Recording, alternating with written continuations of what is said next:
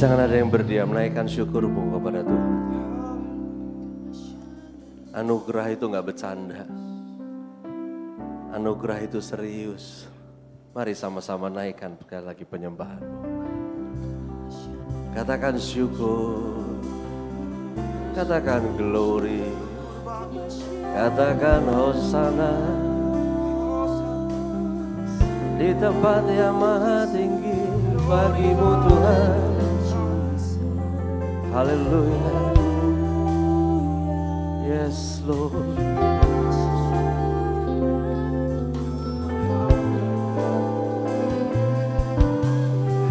Anugerah-Mu buat kami berdiri di hadapan-Mu. Anugerah-Mu buat tangan kami terangkat Tuhan. Anugerah-Mu buat kami hidup dengan kebanggaan dengan Allah yang kami sembah. Anugerah-Mu yang buat kami bisa lihat lebih jelas masa depan kami. Anugerah-Mu itu kepastian buat setiap kami. Di tengah dunia yang gak jelas, yang gak pasti ini. Anugerah-Mu, yes Lord, yang membuat setiap kami mampu memandang Tuhan. Dalam segala perkara kami bisa berjalan maju karena anugerah-Mu. Dalam ketidaksanggupan kami bisa berkata kuat karena anugerah-Mu. Haleluya. Kami yang takut memasuki minggu ini, kami percaya anugerah-Mu. Haleluya.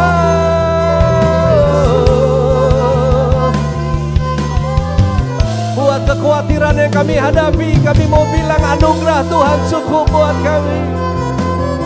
Seperti firman-Mu berkata, kasih karunia itu cukup buat kami.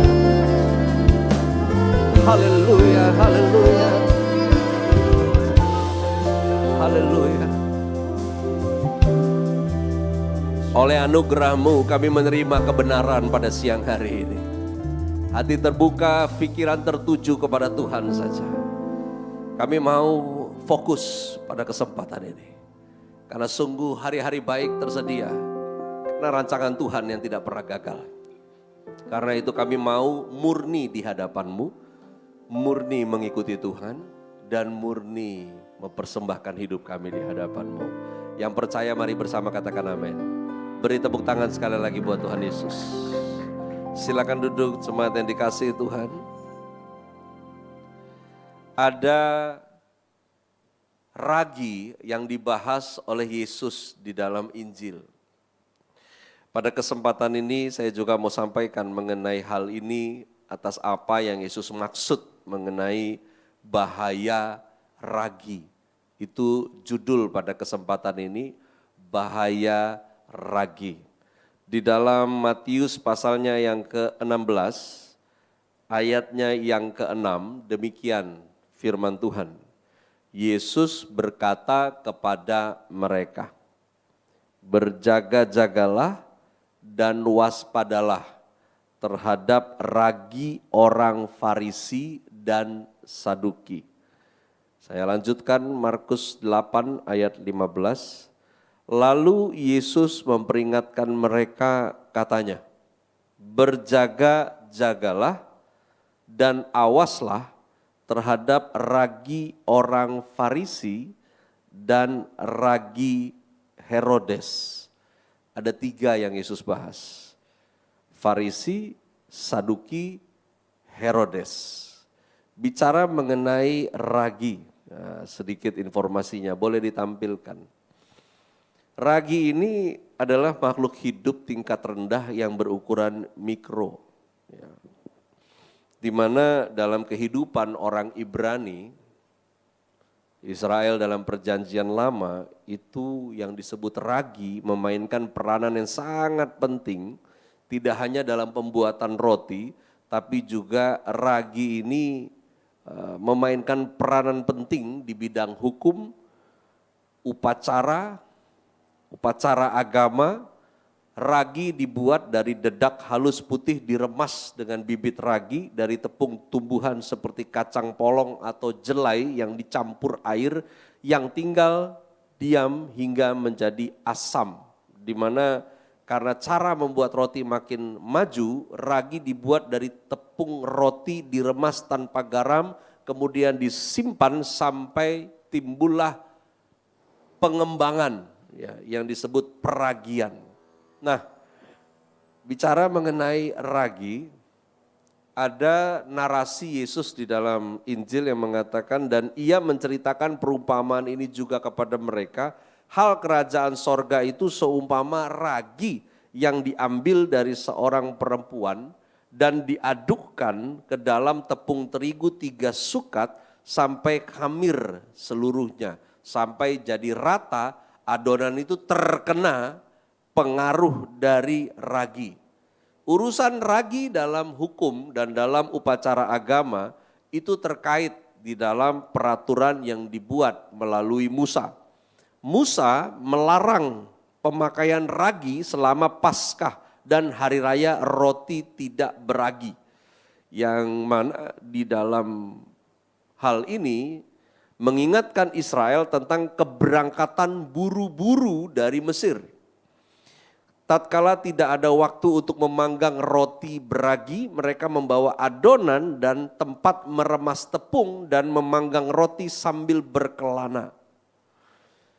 Lalu kemudian bicara mengenai hukum ini, di sana disampaikan oleh Musa, janganlah engkau makan sesuatu yang beragi besertanya 7 hari lamanya, engkau harus makan roti yang tidak beragi besertanya, yakni roti penderitaan, sebab dengan buru-buru engkau keluar dari tanah Mesir. Maksudnya supaya seumur hidupmu engkau teringat akan hari engkau keluar dari tanah Mesir.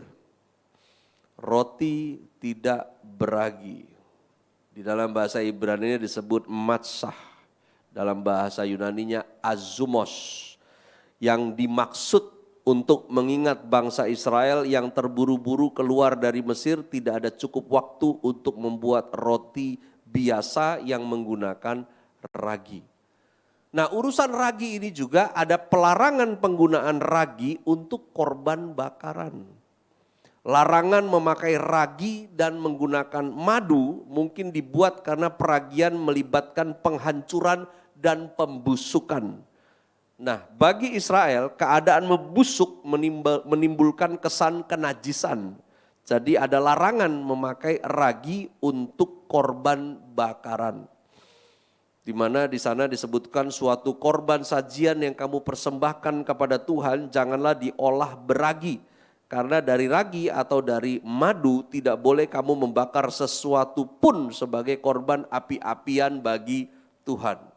Beda dengan kita karena kita bukan di Israel. Di Sumatera Utara babi panggang itu yang dicelup madu dulu baru dia dibakar ada. Ya. Nah, roti beragi terkait juga sebagai persembahan. Saya sampaikan ini sebelum kita bahas lanjut, tahu dulu latar belakangnya. Kenapa nih sampai Yesus setelah masa perjanjian lama masuk di perjanjian baru, dia bahas lagi soal ragi.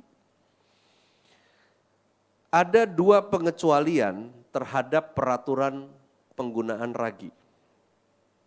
Roti beragi menyertai korban syukur. Roti beragi dipersembahkan sebagai persembahan unjukan pada hari raya Pentakosta.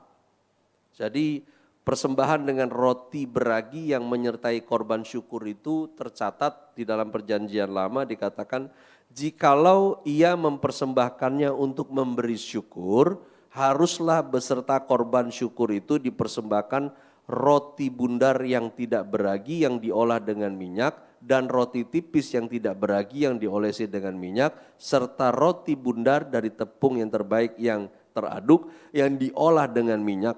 Ia harus mempersembahkan itu beserta dengan roti bundar yang beragi. Di samping korban syukur yang menjadi korban keselamatannya.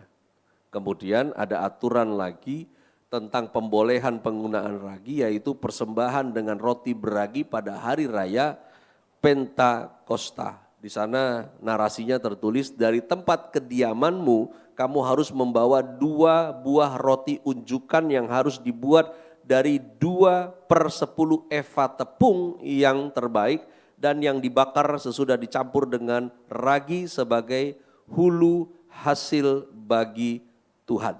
Teknisnya begini, dibakar sesudah dicampur dengan ragi. Jadi sangat mungkin dibuat demikian supaya hasilnya bisa dipersembahkan kepada Tuhan dalam keadaan yang akan bermanfaat dan bisa dinikmati oleh seluruh bangsa Israel.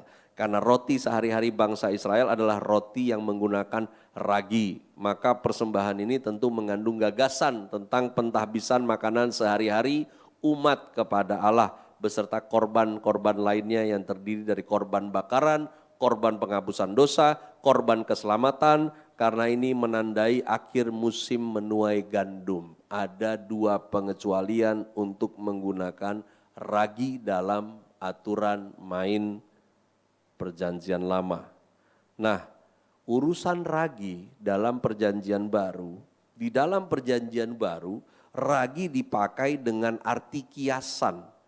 Yang kiasan ini mencerminkan pendapat lama tentang 1, busuk, yang kedua menimbulkan kebusukan, yang ketiga bicara tentang ketidakmurnian di hadapan Allah. Yesus memperingatkan murid mengenai ragi orang Farisi, ragi orang Saduki, ragi Herodes. Yang mana maksudnya adalah tentang kemunafikan, pemahaman yang berlebihan akan yang lahiriah, skeptisisme dan ketidaktahuan Saduki, kebencian tipu daya politik Herodes, itu masuk di dalam apa yang Yesus sebut dengan ragi. Ya. Maka itu bicara tentang Matius yang kita baca tadi, bicara mengenai ragi, di mana maksud ragi lain dalam perumpamaan Yesus yang membandingkan kerajaan Allah dengan ragi yang diambil dari seorang wanita, diadukkan ke dalam tepung terigu 3 sukat sampai khamir semuanya.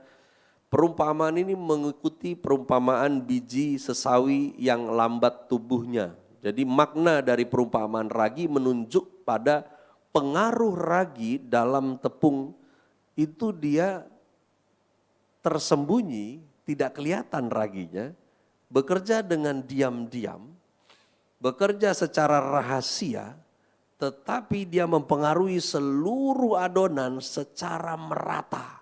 Kurang lebih begitu. Enggak kelihatan. Ya. Dia diam-diam, dia tersembunyi. Anda beli roti yang beragi, enggak bisa kau lihat raginya. Tapi kamu bisa lihat rotinya ngembang. Ya.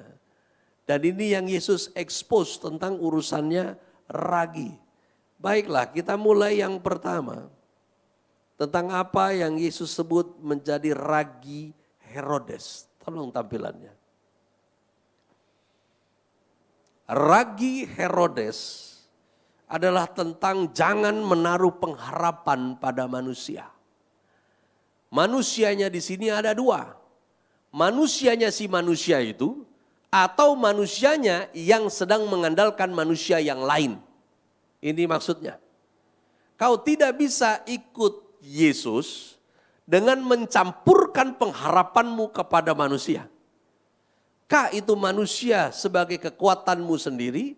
Kah itu manusia sebagai relasi yang kau anggap bisa menyelesaikan masalahmu? Hati-hati dengan ini. Karena ini mungkin dianggap kecil dan sepele atau mungkin dianggap tren atau mungkin seringkali hari ini 2-3 tahun terakhir bahkan sebelum masa pandemi kita biasa dengan istilah normalisasi. Betul?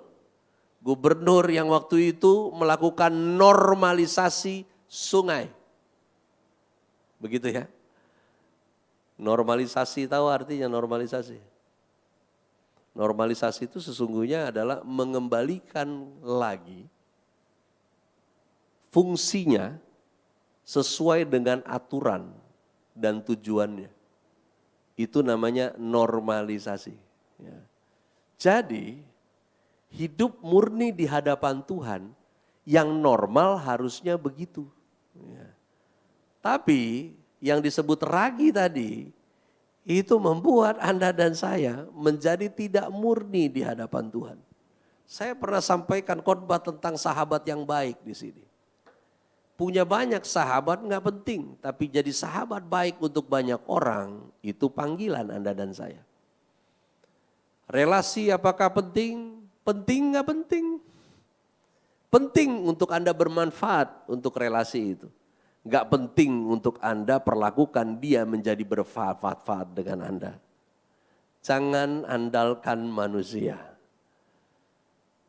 Ya kadang begitu ya, punya sosial media doyan banget foto sama orang-orang yang, ya saya mau bilang gini, kau foto dengan jenderal nggak bikin kau jadi jenderal. Ya, kamu foto dengan orang berhasil, itu nggak bikin kamu jadi berhasil. Foto dengan artis nggak bikin kamu jadi artis juga. Kamu kenal orang banyak, nggak lebih jago dari kamu dikenal orang banyak. Ya saya beberapa bertemu dengan orang-orang model begini, kita ngebahas soal ini, soal itu, dia tahu semua linknya orang ini dan orang itu. Pertanyaannya yang dia kenal dia apa kagak nggak tahu. Ya, tahu Pak, oh, ini si ini kan, ini si itu kan. Ya. Bahkan dia bisa tahu rahasia-rahasia aja 9 naga di Indonesia ini. Wah ini si ini begini, si itu begitu, si ini begini. Anda perlu curiga loh kalau di teman tongkrongan ada yang begitu. Dia tahu semua, bahkan dia tahu apa yang Tuhan nggak tahu. Dia lebih jahat dari setan lagi ini. Ya. Ragi Herodes, Yesus bilang hati-hati dengan barang yang satu ini. Ya. Hati-hati, diperingatkan, berjaga, awaslah, bukan waspada lagi. Berjaga, waspada, berjaga, awaslah. Ya. Jangan naruh pengharapan pada manusia, ini bukan masalah, kau nanti kecewa. Kalau itu udah pasti, ini masalahnya nanti kamunya itu malah jadi nggak murni di hadapan Tuhan. Dan siapa yang nggak murni, di dalam perjanjian lama kata yang digunakan itu udah paling paten, najis. Najis itu lawan katanya kudus. Kudus itu artinya kau berpihak kepada Tuhan. Najis itu artinya kau berada di pihak lawan sedang melawan Tuhan. Orang yang melawan Tuhan itu nggak pernah berkemenangan dalam hidupnya. Udah hal segala macam tidak bisa terprediksi dalam kehidupan ini. Kehidupan ini juga tidak mudah untuk dijalani. Ditambah lagi kau bikin posisimu bermusuhan dengan Tuhan, kelar. Ya, makin rumit itu. Ya. Saya tahu ada pola yang berbeda antara old school dengan milenial, apalagi Gen Z. Ya. Beberapa waktu yang lalu saya sempat mengucapkan selamat untuk ya mau dibilang jemaat nggak terdaftar, mau bilang nggak di jemaat cuman ikutan ibadah juga gitu ya. Dia cucunya lahir, ya. Terus dan ini orang old school juga, angkatan-angkatan saya. Dan dia DJ sampai hari ini. Ya. Nah, saya ucapin selamat yang pertama. Yang kedua cucunya dia ini perempuan. Ya. Saya icebreaker, bercanda babak-bapak lah ya. Gitu kan. Saya bilang, cewek kan cucu lu pertama? Iya sama, gue cewek juga. Ya, Tuhan tahu lah yang bandel-bandel dulu dikasih cucunya cewek. Ya, biar bisa ngerem-ngerem sedikit ya kelakuannya. Ya, makanya dikasihnya cewek. Wah ngobrol ketawa-ketawa. Sampai akhirnya saya bilang begini. Saya kok kepikiran ya. Di gereja tuh selain alat musik yang lain-lain itu kayaknya masuk. Ya kalau kita masukin black plate kayaknya mungkin sekarang terlalu mahal gitu. Tapi ya akhirnya kita ngebahas tentang DJ dulu sama DJ sekarang. Ya. Rupanya secara kondisi mirip dengan kondisi setiap generasi gitu. Jadi saya bilang begini, saya tuh suka musik, saya suka telinga saya tuh suka dengerin sound, ya saya seneng.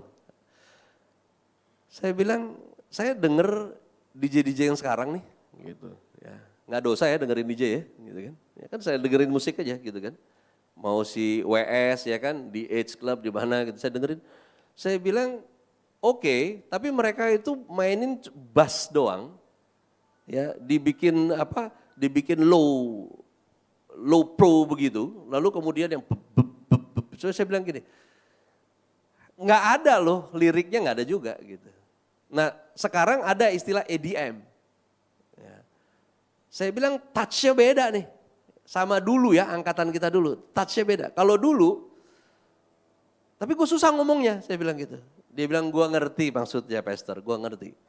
Kalau zaman kita dulu pakai telinga, kalau zaman sekarang pakai visual. Oh iya, saya bilang iya.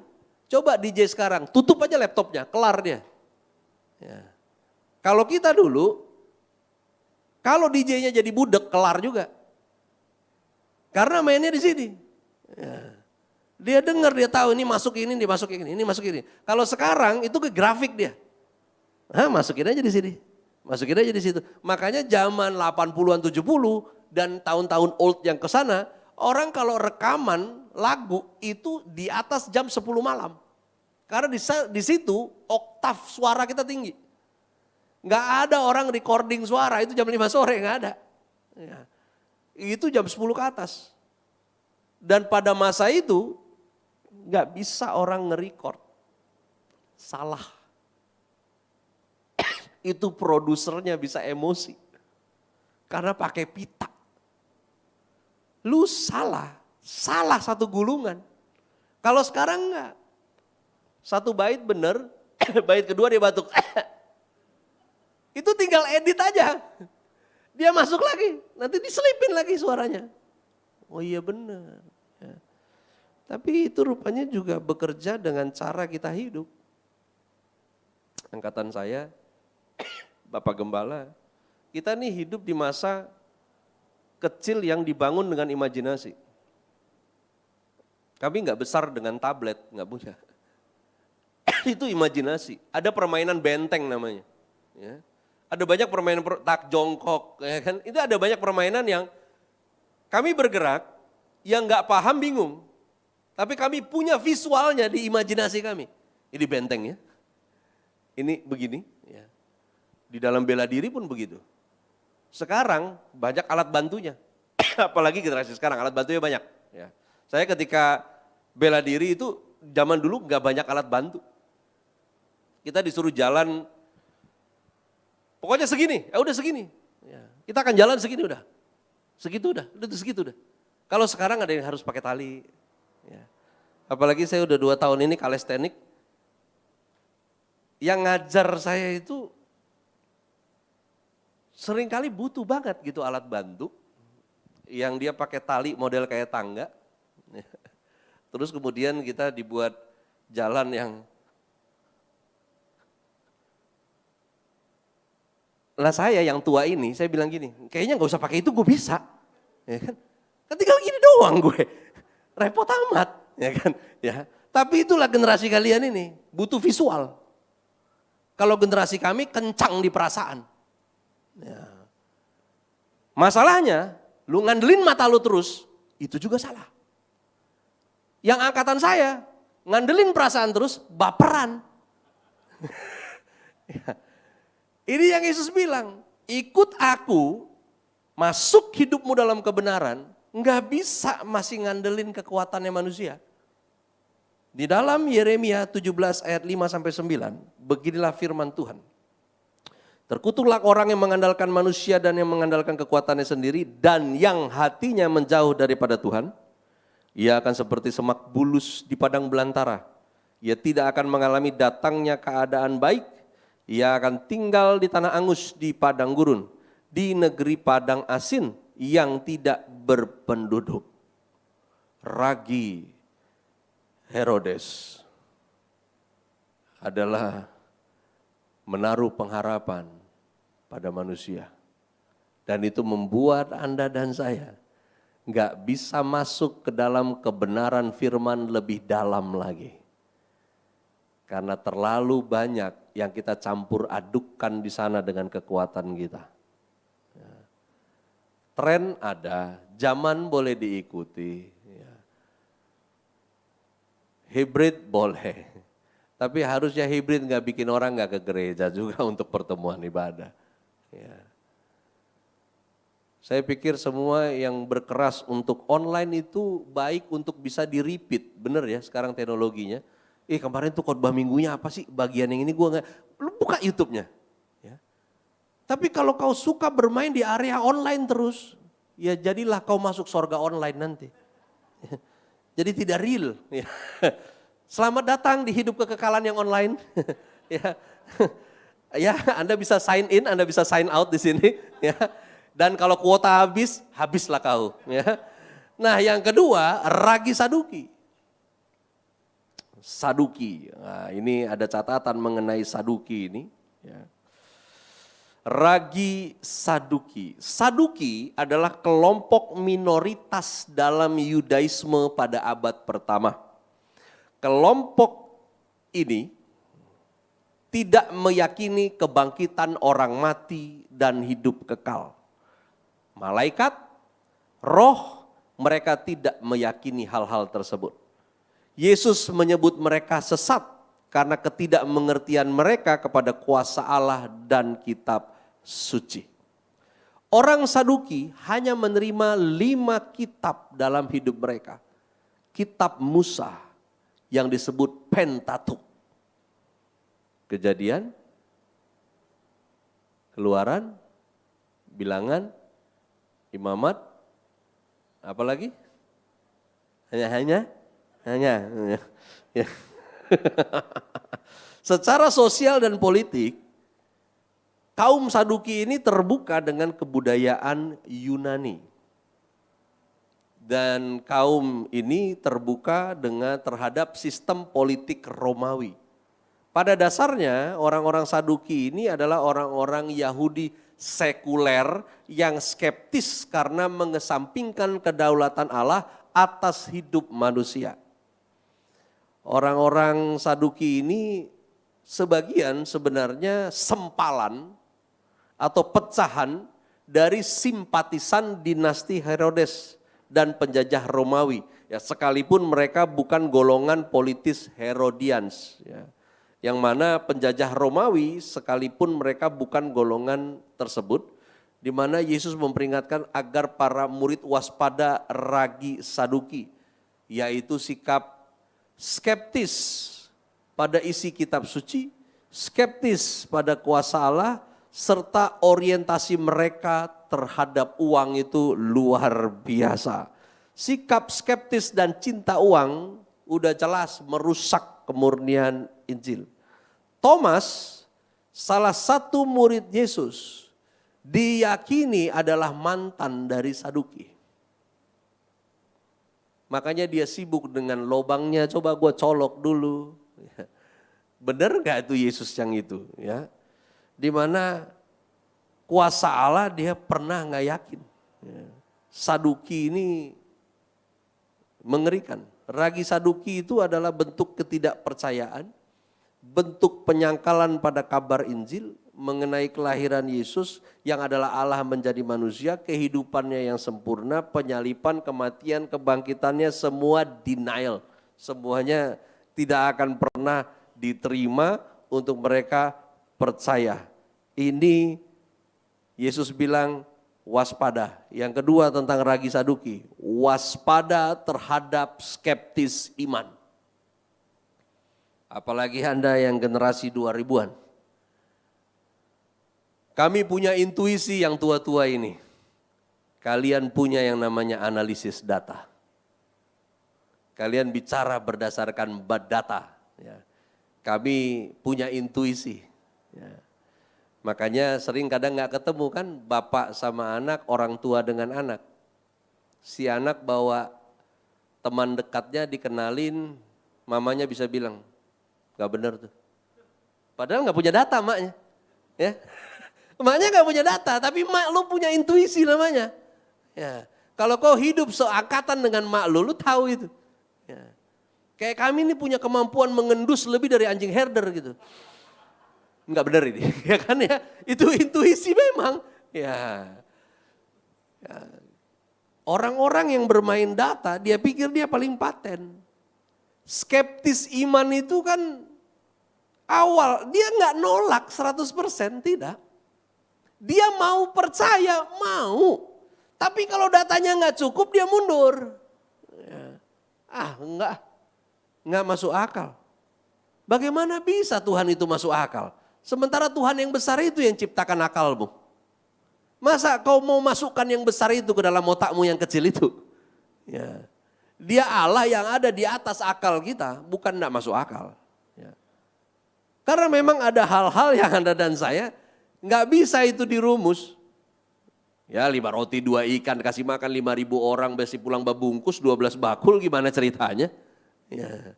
Tapi itu kejadian dan itu kebenaran. Ya. Hati-hati dengan skeptis iman.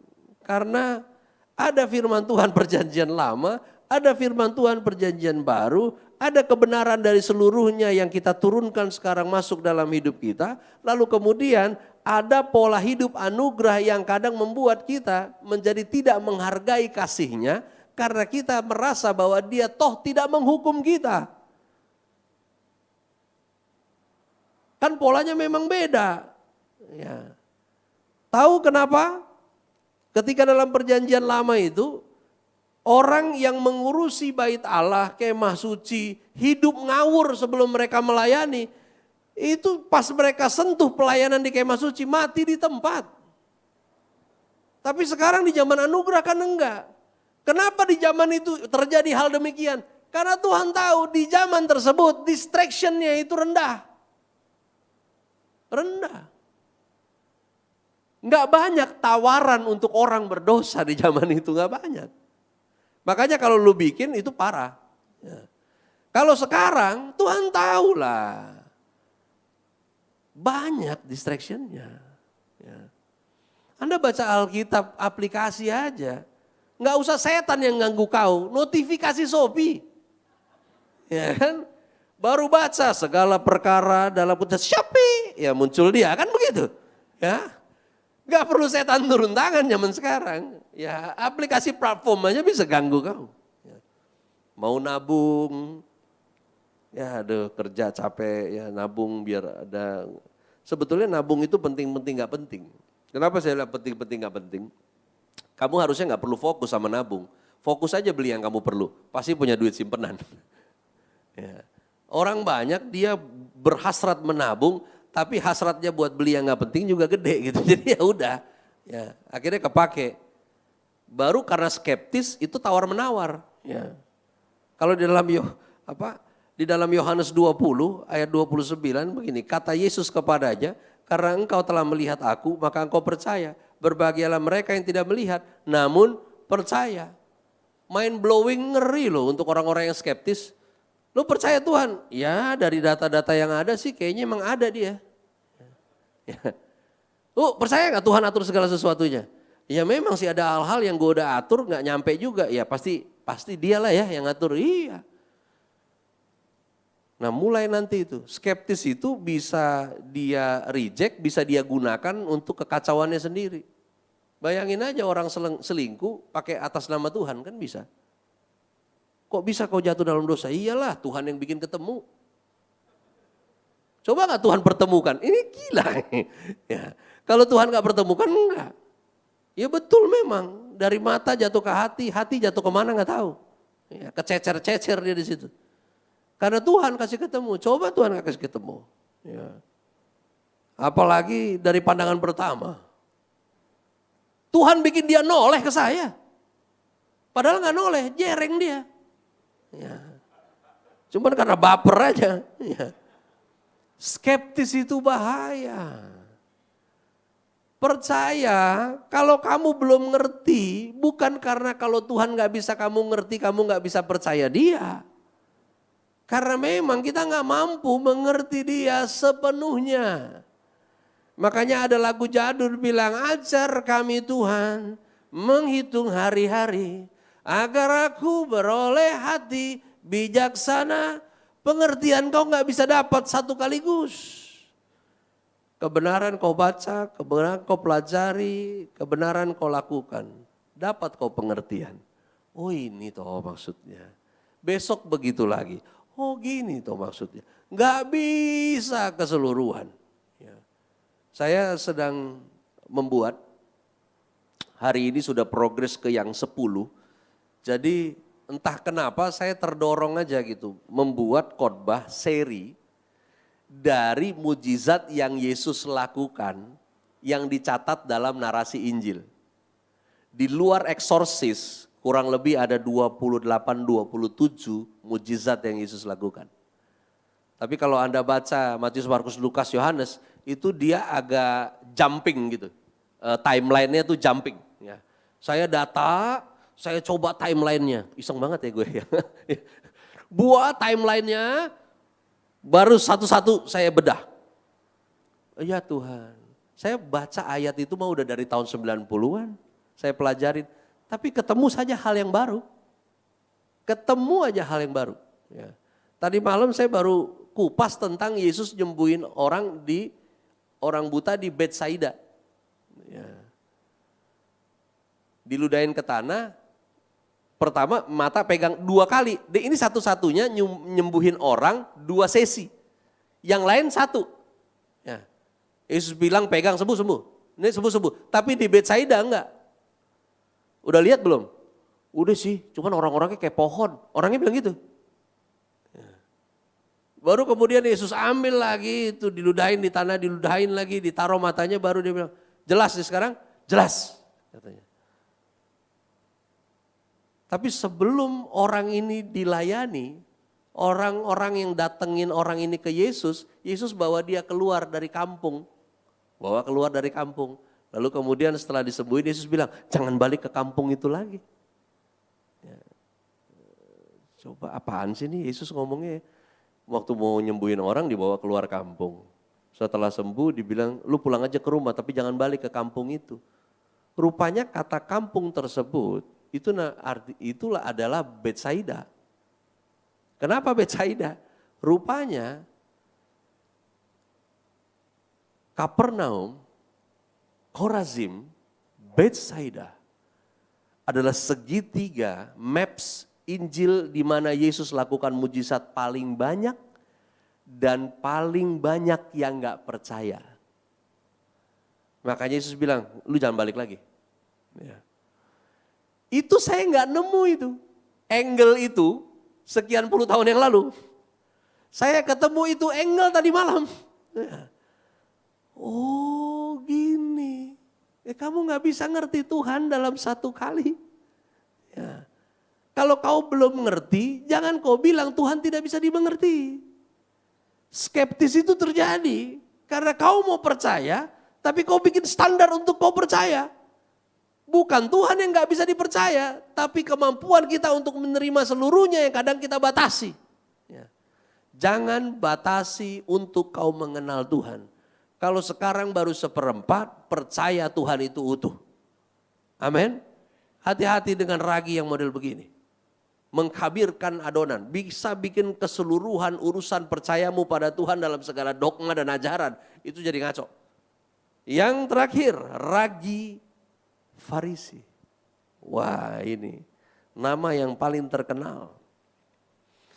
Farisi artinya dipisahkan. Itu arti kata Farisi. Atau yang terasing.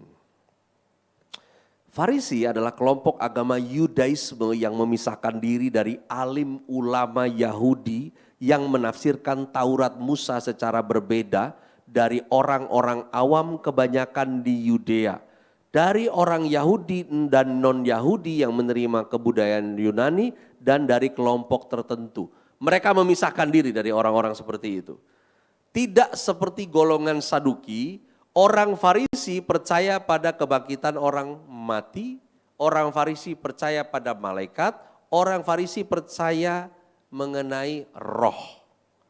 Nah, masalahnya Yesus pernah mengecam orang Farisi karena mereka mengabaikan hal yang terpenting dalam hukum Taurat, yaitu keadilan, belas kasihan, dan kesetiaan. Mereka lebih mementingkan hal-hal yang bersifat lahiriah. Seperti contohnya jubah agamawi yang panjang, pencucian cawan dan pinggan, pembasuhan tangan sebelum makan, kemudian menegakkan praktek yang kaku tentang hari Sabat. Kamu ingat ketika Yesus diundang jadi pembicara tamu di sinagog, lalu kemudian ada perempuan yang sakit bungkuk 18 tahun punggungnya, dan ketika Yesus sedang mengajar, Yesus berhenti, kemudian Yesus panggil perempuan ini, dan perempuan ini mengikuti panggilan Yesus, lalu kemudian Yesus bilang, "Hai wanita, engkau telah sembuh. Woman, thou art loose from your infirmity." Lalu kemudian dari perempuan ini bungkuk, lalu menjadi tegak. Dan ketika perempuan ini tegak, kepala rumah ibadat yang notabene adalah kaum Farisi datang mendekat dan berkata kepada Yesus, "Jangan sembuhkan orang pada hari Sabat. Mbak, bungkuk lagi ya, besok aja sembuhnya." Ya, itu Farisi, kacau punya. Ya. Ketika Yesus mencuci tangannya, Yesus mencuci tangan sampai bersih. Tetapi orang Farisi bilang, "Kau makan dengan tangan yang najis." Yesus bilang, no, bukan yang masuk yang najis, yang keluar dari dalam diri itu yang najis. Kenapa? Sementara Yesus itu nggak jorok kok, Yesus cuci tangan kok makan. Tapi orang Farisi kalau cuci tangan itu harus 7 kali kebas, 7 kali session. Dan pola ini diadopsi oleh saudara kita di Arab sana. Kalau kena sesuatu yang najis dia akan usap 7 kali. Ya. Ambil pasir. Yesus bilang, ini masalah hati. Bukan apa yang masuk, tapi apa yang keluar. Itu udah diolah dari hati. Dan Yesus makan. Selesai. Ini Farisi. Kenapa ada perempuan yang sakit pendarahan 12 tahun? Dia mau pegang Yesus saja harus dari puncak jubah. Karena kerjaannya orang Farisi. Yang namanya orang masuk dalam kategori najis dari hukum Musa, itu harus pakai jubah najis. Buta dari lahir, itu dianggap najis. Ada panu nih, putih-putih, dikurung dulu. Tunggu seminggu, kalau dia tumbuh berarti kusta. Pakein jubah najis, bukan disembuhin, pakein jubah najis. Dan jubah yang dipakai itu setiap ada orang yang mau deket, kalau enggak yang pakai jubah itu harus teriak, najis, najis. Dia harus kasih tahu orang di sekelilingnya. Itu kerjaannya Farisi. Bicara soal Farisi, yang Yesus mau sampaikan adalah waspada terhadap kemunafikan. Stop main drama dalam hidupmu. Be yourself in God anointing. Nilaimu adalah karena kau sudah ditebus. Bukan karena apa yang kau lakukan di hadapan Tuhanmu. Karena semua yang kita lakukan di hadapan Tuhan adalah respon kita terhadap anugerah. Hebat kau bukan karena kau teman siapa, tapi karena kau milik Tuhan. Bukan karena kau berkawan dengan orang hebat. Bukan karena kau punya relasi yang punya kuasa. Dengar ini, siapapun yang punya kuasa di dunia ini hari ini, gak ada yang tahu dia besok masih hidup apa enggak. Apalagi urusannya government. Besok dia bisa dipindah dinaskan, selesai. Kita rasa kita punya linknya, kita rasa kita pegang jalannya. Nggak ada yang Anda dan saya bisa pegang kepastiannya di dunia ini. Cuma Tuhan yang pasti. Stop munafik, capek. Capek itu nggak apa-apa. Masa si anak senja bisa lebih rohani dari kita? Ya, aduh. Be yourself. Nggak penting jadi rohani skena, nggak penting. Ya. Duduk aja sekarang sibuk, gak pernah nanya bagaimana cara Yesus duduk. Ya. Malah sibuk sama artis bagaimana duduk, ya kan. Set, ya, oh ini duduknya si ini, ya kan. Ini jalannya si ini. Jalan-jalan aja repot amat. Ya. Munafik itu capek. Munafik itu gak tembus sama Tuhan. Munafik itu bisa antar manusia. Tapi bukan berarti boleh antar manusia. Kepada Tuhan Anda mau munafik, sorry deh. Dia Tuhan yang tembus pandang bisa lihat sampai kedalaman hatimu. Ya. Nggak usah pura-pura kuat, inilah gunanya gereja. Lu lemah cerita, nggak usah sok kuat, capek jadi orang sok kuat. Jangan munafik. Kalau udah tahu yang benar, ya jalankanlah yang benar itu. Jangan di-mix dengan ragi yang lain. Ya. Kalau kau mix dengan ragi yang lain, sukseslah jadi munafik. Capek. Ya. Saya lihat mereka-mereka yang coba untuk berkeras memperjuangkan, capek. Di dalam Markus 7, 6-8, jawabnya kepada mereka. Benarlah nubuat Yesaya tentang kamu, hai orang-orang munafik. Sebab ada tertulis, bangsa ini memuliakan aku dengan bibirnya, padahal hatinya jauh daripadaku. Percuma mereka beribadah kepadaku, sedangkan ajaran yang mereka ajarkan ialah perintah manusia. Perintah Allah kamu abaikan untuk berpegang pada adat istiadat manusia. Ya, apalagi yang muda-muda udah melayani di depan sini. Jangan sampai di gereja kau manis sekali dengan teman gerejamu, tapi kau kasar sekali dengan adikmu sendiri. Baik banget sama teman gerejanya. Shalomnya aja nada rendah. Shalom. Tapi sama mamanya ngomong kasar. Sama papanya juga ngomong sembarangan. Sama kakaknya sendiri gak hormat. Saya tahu mungkin kakakmu suka suruh-suruh kamu. Mungkin kamu anak paling kecil di keluarga. Itulah karunia terbesar, disuruh-suruh. Nggak apa-apa, orang yang sering disuruh-suruh akan jadi orang yang skillful. Dia jadi bisa bikin semuanya. Dia bisa jadi orang yang mandiri, nggak apa-apa. Kalau disuruh bilang suruh lagi. Tapi jangan kepahitan, munafik namanya lo. Ya. Serius. Ya. Mau ngapain munafik dipiara? Nyanyi kita, tangan kita terangkat, pulang masih jadi orang yang sama. Gereja enggak gagal, kamu yang gagal accept kebenaran itu. Enggak ada, gereja ajar ya benar udah. Ya, gembala-gembalain ya benar udah.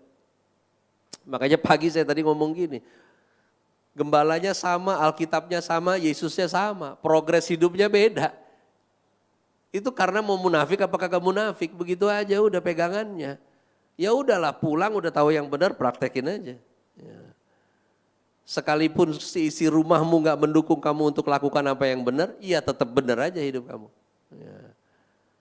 Karena anak zaman dulu juga banyak yang cengeng ya, mengatasnamakan broken home. Lah sekarang urusannya apa kalau orang tua rusak terus kamu ikut rusak? Itu namanya rusak berjamaah. Ya. Saya seminggu lalu diundang podcast salah satu gereja GBI. Mereka interview saya tentang, wah ini pasti nakal dulu. Ada pengaruh ini, saya bilang kagak. Saya menjadi nakal, akhirnya menjadi jahat, jahat menjadi kriminal. Sampai akhirnya kematian mengejar saya. Saya mulai dari sebuah pilihan. Nakal itu pilihan. Bukan karena mak gua gimana, bapak gua gimana, terus gua nakal, itu namanya cengeng. Ya. Saya nggak tahu generasi sekarang banyak yang cengeng apa enggak. Piercing karena kecewa sama orang tua. Apa urusannya? Badan lu ditindik sama lu kecewa sama orang tua. Nggak ada urusannya tato saya sama saya kecewa sama orang tua ketika saya kecil. Nggak ada urusannya. Kenapa bikin tato? Emang mau sok jagoan? Saya ingat tato saya pertama, itu burung ada di sini. Bukannya keren, lambang persekutuan doa itu. Ya. Kecewa saya pas bikin, karena tukang tatonya Kristen rupanya. Ya. Saya bilang yang burung itu, anak kecil, saya pertama tato kelas 5 SD. Saya nggak paham Harley Davidson yang saya tahu, pokoknya yang burungnya sangar no, kayak Pancasila. Ya. Dibikin, pas udah jadi baru dicerita, ini keren. Emak gue persekutuan doa di rumah begini gambarnya. Ya cemen, gue bilang ya ini bagaimana. Ya. Sejak hari itu semua kaos saya buntungin. Mau pegang apa juga pakai tangan sini ya kan ya. Biar semua lihat. Pilihan. Saya nggak bisa salahin Kak, apalagi lingkungan. Enggak. Lingkungan rusak-rusak aja. Keputusannya kan di kamu, jangan munafik. Ya. Emang masih doyan dosa, bilangnya dicobai. Bagaimana? Kalau iblis bisa diinterview, dia akan bilang kamu bestie. Ya. Jangan munafik. Ya. Aduh, pakai nggak kuat ini, nggak kuat itu. Hidup ini dipastikan masa depannya di dalam Tuhan. Jangan kamu tarik ulur lagi. Kamu perlu Tuhan, dan Tuhan mau pakai kamu. Jangan andelin pikiranmu. Tuhan itu bisa dipercaya, sekalipun kemampuanmu untuk percaya terbatas. Dan dia tetap Tuhan yang mengasihimu, bukan karena aturan. Tapi karena kita tahu kasihnya, makanya kita hidup teratur. Lebih dari itu, munafik. Mari kita berdoa. Terima kasih, anugerah, kebenaran, jalan hidup orang benar. Tuhan jagai. Dan kami rindu sampai akhirnya kami kedapatan murni di hadapan-Mu ya Tuhan. Begitu juga di hadapan saudara-saudara seiman. Kami adalah orang yang sama di luar dan di dalam kami. Karena Tuhan yang kami sembah, yang kami layani, yang kami percaya. Kami bersyukur buat kesempatan siang ini. Di tengah-tengah kami mungkin habis istirahat, kami mau lanjut lagi aktivitas. Persiapkan kekuatan kami lagi untuk bekerja besok. Tuhan, Engkau segalanya buat kami. Terima kasih Yesus. Kasih karunia-Mu cukup, lebih dari cukup buat setiap kami. Terima kasih. Kami bersyukur buat hari-hari ke depan yang kami mau bilang terima kasih Tuhan. Terima kasih karena kami tahu, yang kami nggak tahu Tuhan tuh tahu. Yang kami nggak bisa prediksi, Tuhan pegang di tangannya. Engkau tetap berdaulat. Kami percaya di dalam Engkau kami aman. Di dalam Engkau kami alami kepastian. Terima kasih buat hari ini. Terima kasih buat besok kalau Tuhan masih mau bawa kami ke hari besok. Biarlah masih banyak cerita lagi bersama-Mu yang bisa kami bagi buat orang-orang yang ada di sekitar kami. Karena hidup kami bukan tentang kami lagi, melainkan Kristus yang hidup di dalam setiap kami. Enggak perlu ada ragi yang lain. Yesus itu cukup buat kami. Dalam nama Yesus yang percaya, mari bersama katakan amin.